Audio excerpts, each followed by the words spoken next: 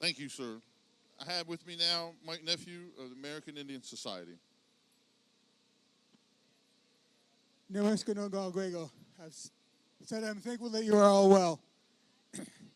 There's been a lot of good things said here today, and you should remember a lot of these things, and if you don't know about what they were talking about, you should research it. You know, I'm really proud of our young sister who's at Haskell, who gave a very good, informative speech about who actually was the first European to come here. But you know, like as my mother said when I was in school, how can they claim to discover a place where people are already at?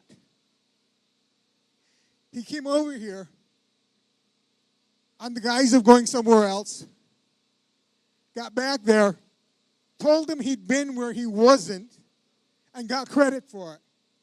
And then they gave him credit for discovering it, and he didn't even know he hadn't been over to the west, to India.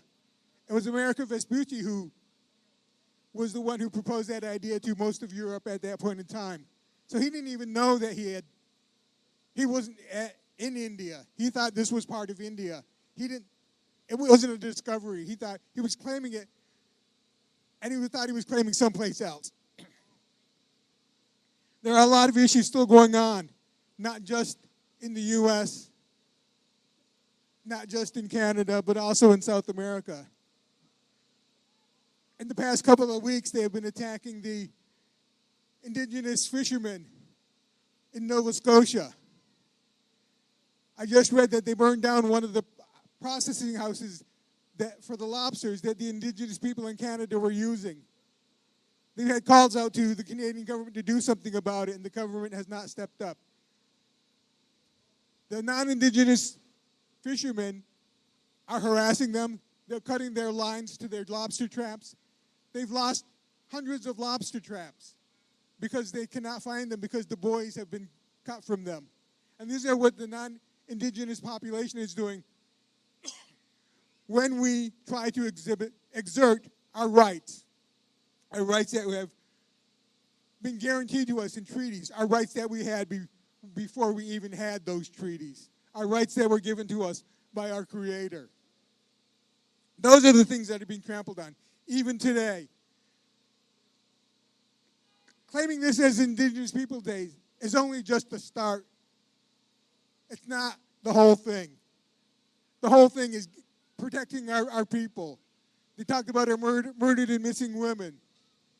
And in a lot of places, it's hard to prosecute non-Indians if they do violence to Indians on the reservation. And it's because the federal government said, no, we'll take care of that, but they don't. And that's where the problem lies. Trump says that he created this panel for indigenous women, but he never stood up and spoke for the Violence Against Women Act. That speaks louder than what he says. His lack of action speaks louder than what he says. His actions to defund and eliminate environmental protections says a lot more than what he says in his mouth. That is what we have to listen to.